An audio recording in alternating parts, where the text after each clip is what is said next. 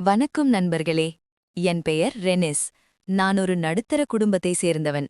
நான் சிறுவனாக இருந்தபோது நடந்த ஒரு சுவாரஸ்யமான சம்பவத்தை இப்போது வளர்ந்த பிறகு நினைத்து பார்க்கிறேன். என் குடும்பத்தில் நாங்கள் 4 பேர். அரசு வேலையில் இருக்கும் அப்பா, அன்பான இல்லத்தரசியான அம்மா மற்றும் 12ஆம் வகுப்பு படிக்கும் அக்கா. என் அம்மா மிகவும் அழகானவர். 39 வயதானாலும் பார்ப்பதற்கு மிகவும் இளமையாகவும் லட்சணமாகவும் இருப்பார். எங்கள் தெருவில் இருக்கும் அனைவரிடமும் அம்மா மிகவும் சகஜமாகவும் பண்பாகவும் பழகுவார். எங்கள் வீட்டுக்கு தினமும் பால் கொண்டு வரும் பால்காரர் 50 வயது மதிக்கத்தக்கவர், நல்ல உயரமானவர். அவர் அம்மாவிடம் பால் கொடுக்கும்போது அவ்வப்போது நலம் விசாரிப்பார். 2 வருடங்களுக்கு முன்பு ஒரு நாள் காலை நான் தோட்டத்தில் விளையாடிக் கொண்டிருந்தேன். அப்போது பால் போட வந்த அந்த நபர் எதிர்பாராத விதமாக வழுக்கி விழுந்துவிட்டார். அவர் கையிலிருந்த பால் முழுவதும் கொட்டிவிட்டது. அவரது ஆடைகளும் அழுக்காகிவிட்டன. இதை பார்த்த என் அம்மா பதறிப்போய் அவருக்கு உதவி செய்ய முன்வந்தார். அவரை வீட்டுக்குள் அழைத்துச் சென்று கை கால் கழுவ சொல்லிவிட்டு அவருக்கு உடுத்துவதற்கு அப்பாவின் மாற்று உடையை கொடுத்தார். அவர் கீழே விழுந்ததில் அவருக்கு காலில் லேசான சுளுக்கு ஏற்பட்டது. அம்மா ஒரு தாய் உள்ளத்தோடு அவருக்கு மருந்து தடவிவிட்டார். அந்த தருணத்தில் அவர்களுக்குள் ஒரு புதிய நட்பு மலர்ந்தது. என் அப்பா வேலையின் காரணமாக அம்மாவுடன் அதிக நேரம் செலவிட முடியாத குறையை இந்த பால்காரரின் வருகையும் பேச்சும் ஈடு செய்வது போல் அம்மா உணர்ந்தார். அதன் பின்னர் தினமும் காலையில் அவர் வரும்போது அம்மா அவருக்காக காத்திருப்பார். இருவரும் நீண்ட நேரம் பேசிக்கொள்வார்கள். ஒருநாள் எதிர்பாராத விதமாக அவர் அம்மாவின் கைகளை பிடித்து தன் அன்பை வெளிப்படுத்தினார். முதலில் அம்மா தயங்கினாலும் அவருக்கும் அந்த பாசம் பிடித்திருந்தது. சமையலறையில் அவர்கள் இருவரும் பேசிக் கொண்டிருந்தபோது திடீரென அப்பா கூப்பிட்டதும் இருவரும் சற்று பதற்றமடைந்தனர். அப்பாவுக்கு தெரியாமல் இருவரும் தங்கள் நட்பை தொடர்ந்தனர். அப்பா குளிக்கும்போதும் கிளம்பும்போதும் இவர்கள் இருவரும் சமையலறையிலும் ஹாலிலும் ஒருவருக்கொருவர் துணையாக இருந்து மகிழ்ச்சியாக பேசிக்கொள்வார்கள். ஒருமுறை அப்பா ஷாம்பூ கேட்டபோது அம்மா அவரிடம் பேசிக்கொண்டே சென்று கொடுத்தார். அப்பா எதையும் கவனிக்கவில்லை. அப்பா அலுவலகம் சென்ற பிறகு இருவரும் அமர்ந்து மனம் விட்டு பேசினார்கள். அன்றிலிருந்து அந்த பால்காரர் எங்கள் குடும்பத்தில் ஒருத்தராகவே மாறிப்போனார். அம்மாவின் தனிமைக்கு அவர் ஒரு நல்ல மருந்தாக இருந்தார். ஒருவருக்கொருவர் அன்பையும் அரவணைப்பையும் பகிர்ந்து கொண்ட அந்த நாட்கள் ஒரு சிறுவனாக எனக்கு புரியவில்லை என்றாலும் இன்று ஒரு முதிர்ந்த நிலையில் பார்க்கும்போது மனித உணர்வுகளின் சிக்கலை புரிந்து கொள்ள முடிகிறது. அவர்கள் இருவருக்கும் இடையே ஏற்பட்ட அந்த புரிதல் வெறும் ஒரு நாள் நிகழ்வோடு நின்றுவிடவில்லை. நாட்கள் செல்ல செல்ல அந்த பால்காரரின் வருகைக்காக என் அம்மா வாசலிலேயே காத்திருக்கத் தொடங்கினார். முன்னெப்போதும் இல்லாத ஒரு புது தெளிவு அம்மாவின் முகத்தில் தெரிந்தது. மலர்ந்த நட்பு. வழக்கமாக பால் ஊற்றிவிட்டு உடனே கிளம்பிவிடும் அவர் இப்போது அம்மாவோடு குறைந்தது அரை மணி நேரமாவது செலவிட ஆரம்பித்தார். அப்பா அலுவலகம் சென்ற பிறகு இருவரும் ஹாலில் அமர்ந்து பழைய நினைவுகளையும் தங்கள் வாழ்க்கையில் இழந்த சந்தோஷங்களையும் பகிர்ந்து கொள்வார்கள். அம்மாவுக்கு பிடித்தமான பாடல்களை அவர் பாடிக் காட்டுவார். ஒரு நாள் காலை அப்பா அவசரமாக ஒரு கோப்பை மறந்துவிட்டு சென்றார். அதை எடுக்க அவர் திடீரென வீட்டிற்குள் வந்தபோது அம்மாவும் பால்காரரும் சமையலறையில் சிரித்து பேசிக் கொண்டிருந்தனர். அப்பா, என்ன இன்னைக்கு இவ்ளோ நேரம் பேச்சு என்று கேட்டார். அம்மா சற்றும் பதறாமல், இல்லங்க, அவருக்கு கால்வலி இன்னும் சரியாகலையா, அதுக்கு என்ன மருந்து போடலான்னு கேட்டுட்டு இருந்தேன் என்று புத்திசாலித்தனமாக சமாளித்தார். அப்பாவும் அதை நம்பிவிட்டு சென்றார். அதன் பிறகு அவர்கள் இன்னும் கவனமாக இருக்கத் தொடங்கினர். ரகசியமான சந்திப்புகள். மதிய நேரங்களில் அம்மா தனியாக இருக்கும்போது அவர் அவ்வப்போது காய்கறி வாங்குவது போலவோ அல்லது வேறு ஏதோ ஒரு காரணத்தை சொல்லியோ எங்கள் வீட்டிற்கு வருவார். அவர்கள் இருவரும் சேர்ந்து சமைப்பார்கள், ஒன்றாக அமர்ந்து சாப்பிடுவார்கள். அந்த சமயங்களில் நான் பள்ளியில் இருப்பேன், அக்கா கல்லூரியில் இருப்பாள். அம்மாவுக்கு அவர் மீது இருந்த ஈர்ப்பு அவருக்கு ஒரு நல்ல வடிகாலாக அமைந்தது.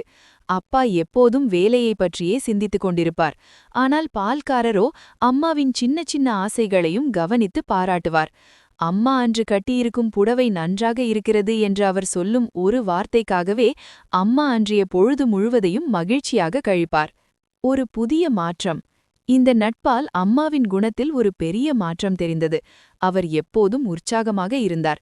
வீட்டையும் என்னையும் கவனித்துக் கொள்வதில் இன்னும் அதிக அக்கறை காட்டினார். ஒருமுறை பால்காரர் எனக்கு ஒரு அழகான பொம்மையை வாங்கிக் கொடுத்தார். உன் பையன் உன்னைப் போலவே ரொம்ப சுட்டி என்று அவர் சொன்னபோது அம்மா வெட்கத்தில் சிவந்து போனார். அவர்கள் இருவருக்கும் இடையே இருந்த அந்த பந்தம் ஒரு ரகசியமான ஆனால் அழகான உறவாக வளர்ந்தது.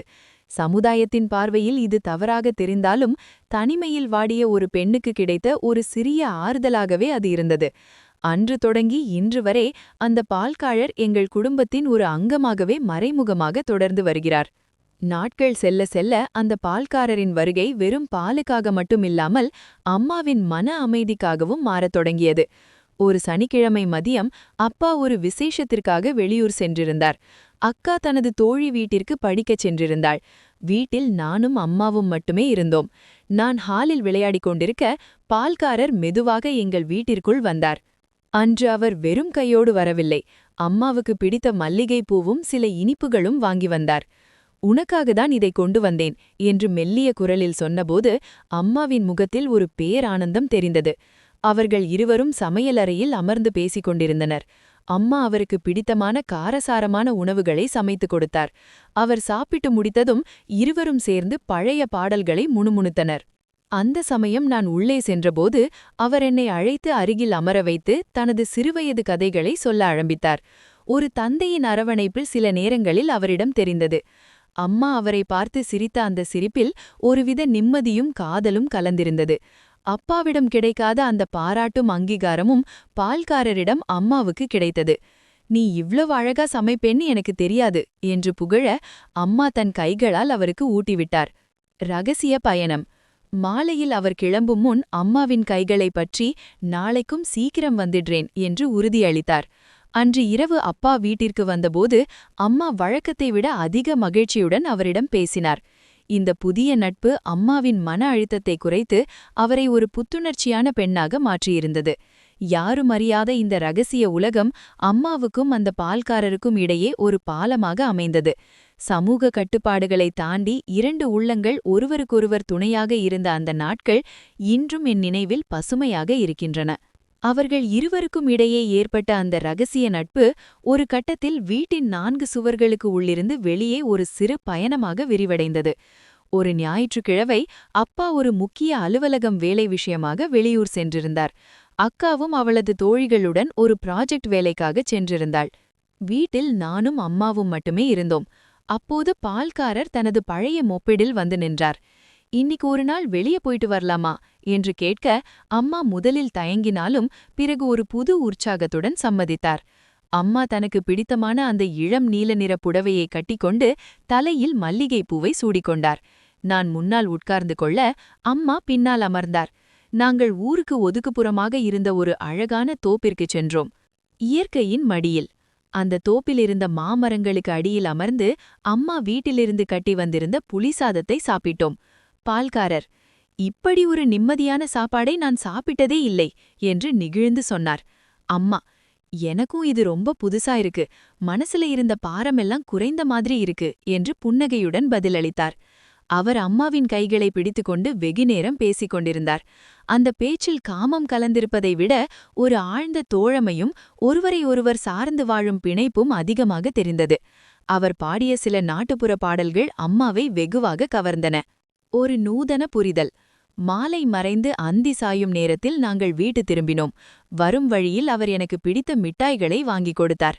வீட்டிற்கு வந்ததும் அம்மா அவரிடம் விடை பெறும்போது அவரது கண்களில் ஒரு விதமான ஈரம் தெரிந்தது. நாளைக்கு காலையில சீக்கிரம் வந்துடுங்க என்று அம்மா மெல்லிய குரலில் சொன்னார். அப்பா இரவு வீட்டு திரும்பியபோது அம்மா அவரிடம் எந்த புகாரும் சொல்லாமல் மிகவும் அமைதியாகவும் அன்பாகவும் நடந்து கொண்டார். இந்த ரகசிய உறவு அம்மாவை ஒரு கசப்பான இல்லத்தரசியிலிருந்து ஒரு கனிவான பெண்ணாக மாற்றியிருந்தது. அவர்கள் இருவருக்கும் இடையே இருந்த அந்த மென்மையான பிணைப்பு யாருக்கும் தெரியாமல் அந்த தெருவின் அதிகாலை பணியில் தினமும் மலர்ந்து கொண்டிருந்தது.